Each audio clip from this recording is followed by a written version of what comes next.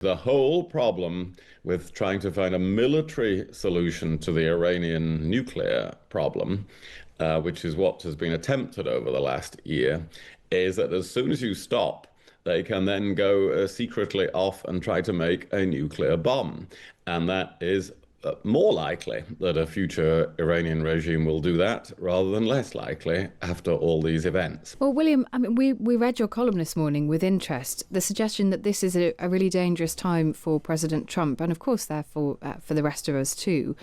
What have you been thinking about this morning? Well, I think it looked like after I'd written the column, he had a sense of that too, because you can hear the uncertainty now from President Trump about where this goes next. And my argument in my column was, yes, there's been this military part, which is largely complete, and that presumably is what the president was talking about last night, and most of Iran's ballistic missiles, all their navy, what was left of their air force, has all been destroyed. And that's something you can plan for. The US and Israeli military, who are fantastic at their job, they plan that, they do that. Now we're coming into two phases, if this carries on, two different aspects of it, that you can't plan. That's the economic consequences of mayhem in the Strait of Hormuz and the political situation inside Iran. And I was saying, if you carry on, if Trump carries on, he's going to get into quite a big economic mess, quite a big political mess. He's going to have to put lots of ships in the Strait of Hormuz to protect it. Then he's going to have to try and help Iranian opposition forces on the ground, supply them arms, intervene to support them. So he has to think twice before getting sucked into all of that. Maybe he is thinking twice, but he's producing a very uncertain sound. I think he needs to decide now, is he carrying on or is he stopping? Because otherwise he's going to have oil markets rocketing up and down, and all the political consequences around the world, from fertilizer that you've just been talking about to hundreds of other things. And if he is stopping, I mean, if it's even his decision to make, because of course Israel is a significant factor here and Benjamin Netanyahu is thought to be quite keen for this to continue for months to come. If he does stop, how does that come about? Is it some kind of negotiated strategy with the new Ayatollah, and how reliable might that be? Well, I don't think he will find it's possible anymore to negotiate with the new Ayatollah or any of them. I think they're probably done negotiating with the United States. I'm not defending that regime, but they were negotiating when they were attacked. And so it's unlikely they're going to negotiate again. And they will feel, despite the hammering they've taken, that they're still intact as a regime and that they do hold this big threat over the Strait of Hormuz, because they've got thousands of mines, they've got anti-ship missiles, they've got undersea drones and things that can be used despite the destruction of all their missiles. So no, I think he would have to, he hinted at it last night, actually, in those sorts of rambling, circuitous statements that he made. He did hint that he would stop and then say, well, if you don't open the Strait of Hormuz, I'm going to hit you 20 times harder. So I think he might stop in that form of threatening Iran with resuming, and then they would be in a dilemma about what to do. But I don't see any successful negotiation. The whole problem with trying to find a military solution to the Iranian nuclear problem, which is what has been attempted over the last year, is that as soon as you stop, they can then go secretly off and try to make a nuclear bomb. And that is more likely that a future Iranian regime will do that rather than less likely after all these events. Oh, that's such an interesting point, that it will harden lines within the country. So I suppose then, Kezia, the question is, I mean, if that is the truth, if this becomes a more unstable situation as a result, is it really wise to stop the intervention that we've seen from America and Israel? Well, it's hard to tell, but I think our starting point should be in recognising that Donald Trump has a very short attention span, and the greatest threat here is perhaps his own boredom and his desire to move on to other matters. And the only thing that will stop that is any sense of domestic pressure at home. So if rising oil prices start to hurt him politically in the States, then that might, focus his mind on intervening for a longer period of time. But he's so erratic, even within a 60-second bubble to broadcaster. He can't stay consistent with one line. So it's really hard to... Oh, Kezia, I think we've just lost you there for a moment. Hope we'll be able to get that line back up and running. While we do that, William, Kezia's point is a good one. Donald Trump was very inconsistent in his lines to media organisations overnight. Do you get the impression that is deliberate, a bid to calm the oil markets down, but also a bit of room for manoeuvre in terms of continuing these attacks? We believe that those attacks on Tehran overnight have been significant. Well, I think yes, it's all of those things. Yes, it's room for maneuver, it's desire to claim victory, but it's not knowing what to do as well, I think, because I point out in my column that Netanyahu has been thinking about this for 28 years. That's when he first spoke to me about dealing with the Iranian missile program one way or another. Trump has been thinking about this for about 28 days, right? And he's not necessarily thought out all those economic and political consequences. So now he will have people saying to him, oh, well, if you're going to stop the oil prices rising, you have to send a load of destroyers and frigates into harm's way in the Strait of Hormuz. I think it does reflect some uncertainty about how to proceed. We will probably find when America wakes up today, in a few hours' time, some real effort by the White House to clarify what this means. And certainly we ought to find that when America wakes up today. Good luck with that, maybe. Kezia, do you think that Macron has shown up Keir Starmer a little bit? We were talking to a former French diplomat saying actually in practical terms, perhaps not, but in the ability to show speed of movement, the ability to deploy in the area, the ability to wave the flag to allies in the region. Macron showed Starmer how to do it while still remaining distant from the original war aims of America. So I think France as a country has shown up Britain as a country for sure. I'm not sure you can describe it as Macron showing up Keir Starmer, because the lack of speed around Britain's response, I think, relates to, the best part of 15 or 20 years of underinvestment in the armed forces. We are just not match fit. We are just not ready. Yeah. We just do not have the skills and the equipment, at this stage for what is required. And that is the product of years of underinvestment.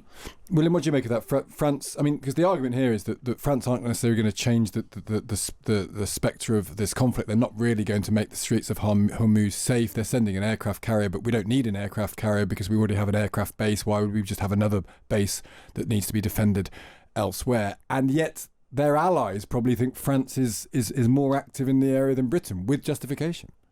Yeah, I think Macron has handled it well, and our government has been caught flat-footed. I agree with them staying out of the US and Israeli attacks.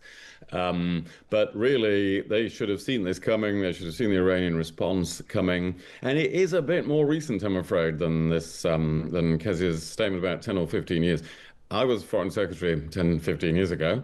And we would not have dreamt of not having minesweepers in the Gulf. We always kept, I think it was 3 ships in a minesweeper in Bahrain, so that we always had a presence there in case of a crisis in the Gulf. And it would have been highly unusual for us not to have a ship in the Mediterranean able to get to Cyprus.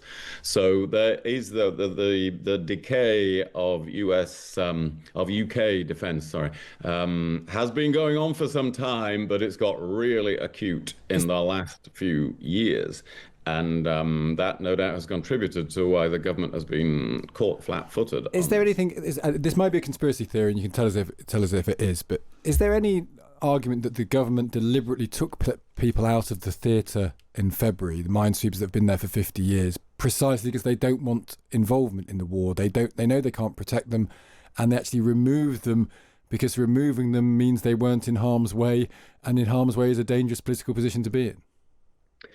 I don't think so. No, I think it is just they ran out of money. The Navy is weaker. They are building some new generation of ships, so that will take time. So I think it's actually simpler than that. There's no conspiracy theory there. And of course, just because you have we used to have minesweepers in the Gulf, doesn't mean we were planning to start a war. It means that if something happened, as could still happen, that thousands of mines are put out into the Strait of Hormuz, which would have a really, then you would see the price, you would see petrol prices really go up to an extraordinary extent. somebody has to be there with the skills to clear them. So that's a defensive capability, really. So no, I doubt there's some conspiracy to it. I think they're just, our defenses are in a thin state, and that is going to be a really important political issue for the next couple of years as to who is going to sort that out. Yeah, that's very fair. One of the stories that we've been really interested in the last couple of days is the Iranian women footballers who've been given asylum in Australia. Kezia, 5 of them have been given asylum in Australia. The worry that many people watching, including us, I think, have is that we don't know the extent to which the other members of the team are going home of their own free will. There's an IRGC member with the team.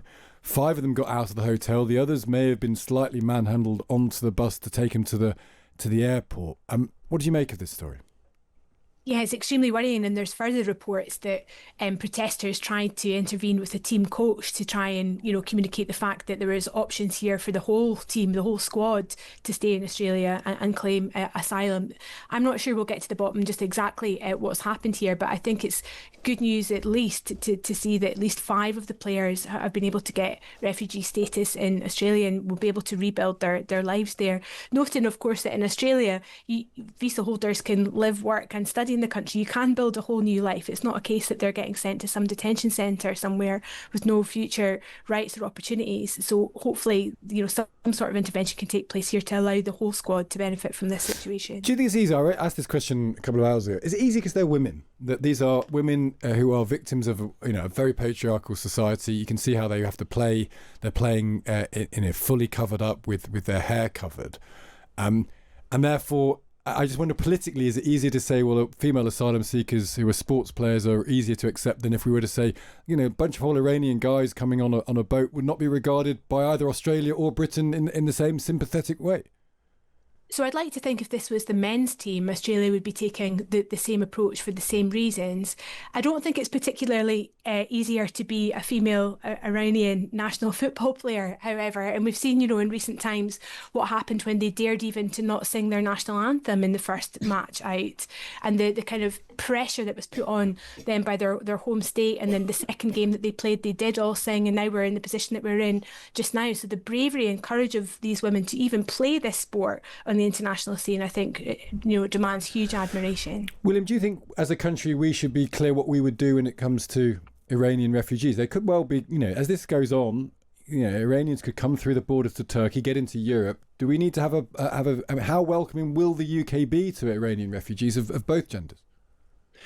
Well, good question. This could happen. And again, this is one of the arguments for not continuing with military action, because if Iran was brought into a desperate humanitarian condition, which it could be, for instance, through lack of water supplies or oil supplies, you could see large waves of immigration, and then have the same thing that happened with Syria in 2015-16 into Europe. So, the UK government would have to decide that we still have asylum procedures in the UK, despite all the big crackdown by the Home Secretary. So I think those genuinely fleeing asylum would get into the... But if they came on a boat, that'd be a tricky political position to be in, wouldn't it? Well, it would be a very tricky political position. And it's one of the many reasons why it is better not to start a crisis in the Middle East that we don't know where it will end up, because we have done that. We've all done that to our cost over the years. Shall we talk about the hour-long phone call between Donald Trump and Vladimir Putin last night, where apparently oil-related sanctions were discussed? It sounds like very good news for the Russian leader. What does it mean for Ukraine? Kezia, how concerned do you think we should be about this? Deeply concerned just at the mentality of a US president that looks at the state of oil prices and thinks, I know what to do. Let's take sanctions off Russia and free supply that way. I mean, it's utterly frightening. You know that the length of a call like that means that he's been listening carefully to Putin's arguments or suggestions about, why Russia should be treated with, greater respect or with a more liberal approach. And for that length of time, Donald Trump must have been listening. I mean, William, it's even more bizarre when you think about the fact that there are suggestions that in some of the drones which have been found, we've seen Russian technology. Yes, Russia and Iran work very closely together, and Iran has supplied many thousands of the drones that Russia has used in Ukraine. So they will have shared manufacturing techniques and parts of drones, stuff like that. Absolutely. And yet, this is why when you start one geopolitical crisis, it does have an effect on all the others. And Russia has been taking advantage already in the last 10 days of this situation. There have been some reports of them making more missile attacks on Ukraine because they know that the total stock of interceptors in the Western world is going down. They're all being used against the Iranians. So the Russians can use those weapons more against the Ukrainians. And then you've got this possibility of lifting oil sanctions with oil prices going much higher, which means Russia's revenues will get much higher. So the one biggest point of weakness Putin had, which was oil prices low and action being taken against the dark fleet, which is really the only way to have real leverage over him, that's been reversed in the last 10 days. That is really bad geo-strategy and shows the White House have got things seriously wrong. Do you think we will raise that, William? I mean, is there a world in which Keir Starmer or someone else at some level will raise that with the Americans? Well, there should be, yes. Whatever the Prime Minister discussed with the President, that was not an hour the other day, but it ought to be, because that would be a really important point for Western allies to raise. Of course, the concern, Trump's concern, is not really to back Ukraine. It is to get an end to the war there almost at any price, even if the Russians can claim a victory out of it. So Trump has a different priority from Keir Starmer or President Macron on this. But yeah, they absolutely should be raising it. I wonder if Kezia, do you have an explanation for this? We spent the first 5 minutes of our program just playing different clips from Trump. It's a really good way of people could listen back to it. You really just get a sense of the inconsistency there. But one line stuck in my mind. He talks about Vladimir Putin, and he said, we talked about Iran and the Middle East, and Vladimir Putin wants to help. He wants to help the situation in the Middle East. Now, Vladimir Putin is the ally of the new regime. He's given full-throated support for the new Ayatollah. And as Kate was saying, he's literally supplying weapons that are being used against America and its allies in the region. Literally doing that. So when Donald Trump says he wants to help in the Middle East and Iran, is that stupidity? Is it naivety? Is it strategy that we can't understand? What's the psychology of that sort of statement? So I think it's the product of a psychology which sees not two presidents speaking, but two businessmen speaking. And in the context of business, they do have a shared interest, which is in oil prices being, less than they are just now in order to deal with the domestic pressures that they both respectively face. So if you forget, the war elements, the geopolitical elements, and just talk as two businessmen, I think you can see why they would want to rub each other's backs. What do you think, William? I mean, you know how these dealings between states work. I'm just so intrigued by that, because it just seems to me that it'd be insane for another American president to not invade, from the air, attack a country, and then praise its ally for wanting to help.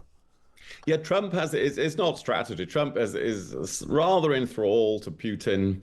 In a way, he wants to be like Putin in some way. Has always had the idea that he uniquely could really do deals with Putin. And Putin really knows how to play him, how to flatter him, how to appear to offer him something, but then never actually give anything. And Putin's got that really down to a T. So unfortunately, he's been doing it yet again. And I think it's as simple as that. It's the psychology of Trump psychologically needing the friendship of Putin, of a strongman leader, and still yearning for it. He's a Trump whisperer. Shall we end with a bit of lightness? We'll try. We were talking about vitamins earlier and about whether it's worth taking them, because apparently they are linked to slowing the aging process. I'm not going to ask you if you take vitamins, although you can tell us if you want to. But Kezia, you are very youthful looking. What is your aging secret, your anti-aging secret? Do you know, Kate, I've got 10 years on you, so I don't know if you would relate to this, but I didn't think I really cared about aging until one day I just looked at my hands and I thought, God, I'm getting old hands. They just went wrinkly, and then you'd pinch them and the skin wouldn't go back as fast. And at that point, I panicked and started taking collagen. And I swear that made a difference within a couple of weeks. Oh, really? And that's the only thing I take. I heard you can't de-age your hands. That hands are the tail, aren't they? On the tail. Mine, I've got old lady hands. I totally know what you mean, Kezia. I've always thought I don't really care. No Botox, nothing like that. And then old lady hands. And you look. You'd recommend collagen. All right. William Hague has Botox, I think. Don't. I certainly do not. Never will. I'm sorry, I got that wrong. Imagine if William just said, yeah, I do. That would be the upside of making an outrageous comment like that, wouldn't it? You occasionally strike gold with them, don't you? He's got no wrinkles on his head. I know. You've got a lot of head visible as well, William, and there's no wrinkles on it. Stig. Yeah, when that wrinkles, that's going to be a problem. No, I will be 65 in a couple of weeks, and I feel like 25. I don't want to tempt fate, but bouncing off the walls. And vitamins, if we pick you up, would you rattle, or you're not a vitamin guy?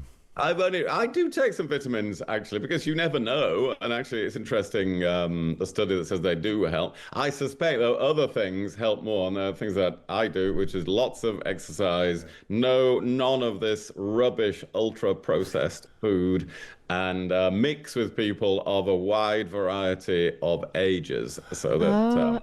but William... Old people, just hanging out with old people makes you feel old.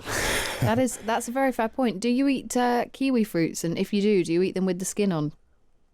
I do eat kiwi fruits, and no, I cut the skin off. I hope that's the right thing. It's not the wrong. It's not the right thing. You're supposed to eat them. C. Yeah. Well, how much we learn on Times Radio. I know. There you go. Kezia, are you a shaved kiwi fruit person or not? I've always eaten it and always got strange looks for doing so. Yeah, it's the right thing to do. I think we're going to try it. We're going to start a campaign. We start many futile campaigns on this nation and the eating all of the kiwi fruit. William, will you try it for us? I will try it, absolutely, but I'll blame you if I have to spit it out. That's very fair, William. Yeah. We'll take that. We'll take those terms. William, Kezia, great to have you with us as always. Lovely to speak to you.